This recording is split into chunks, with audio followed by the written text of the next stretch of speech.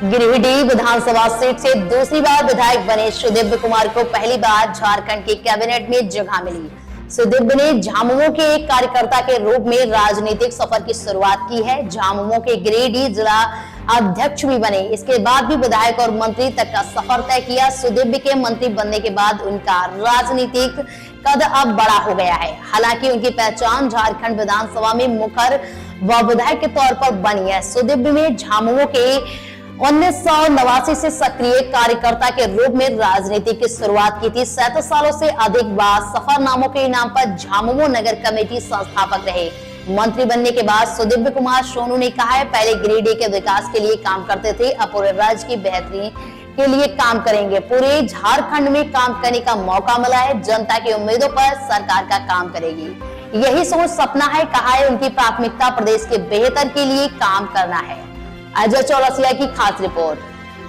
क्या एक सपना है जो आपका अधूरा रह गया है और उसे अपने कार्यकाल में पूरा कीजिएगा? निश्चित रूप से एक पोस्टर साटने वाले और झंडा बांधने वाले कार्यकर्ता की हैसियत से काम करते हुए आज अगर मंत्री बने हैं तो निश्चित रूप से राजनीतिक कार्यकर्ता ने बड़ा लंबा सफर किया है। मैं तो सबसे पहले धन्यवाद करना चाहूँगा अपनी पार्टी के केंद्रीय अध्यक्ष देशमगुरु शिबू सोरेन जी को, हमारे कार्यकारी अध्यक्ष हेमंत सोरेन जी को, कि एक कार्यकर्ता को इस स्थान तक पहुंचाने में उनका बड़ा योगदान रहा।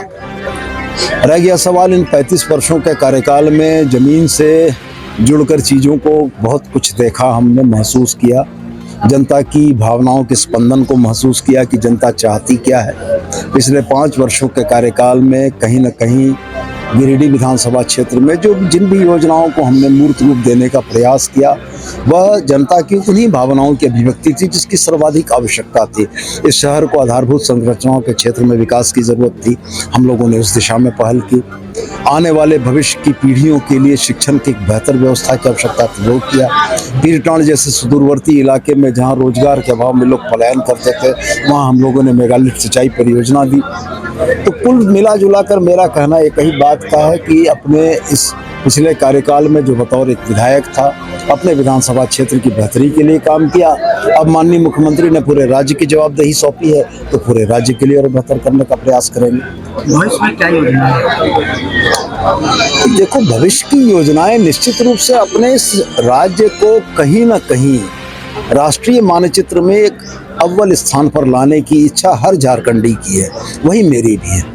बतौर मुख्यमंत्री उन लोगों ने, माननीय मुख्यमंत्री ने जो उम्मीद जताई है और बतौर मंत्री जो भरोसा दिया है, तो मेरी भी कोशिश रहेगी कि झारखंड को उस इंडेक्स में, उस पावदान पर इसकी उचित जगह तक हम पहुंचा सकें। कमोबेश देखा जाए गिरिडीह क्या पूरे झारखंड में देखा जाए तो ट्रैफिक व्यवस्था सबसे बड़ा एक अहम चीज है।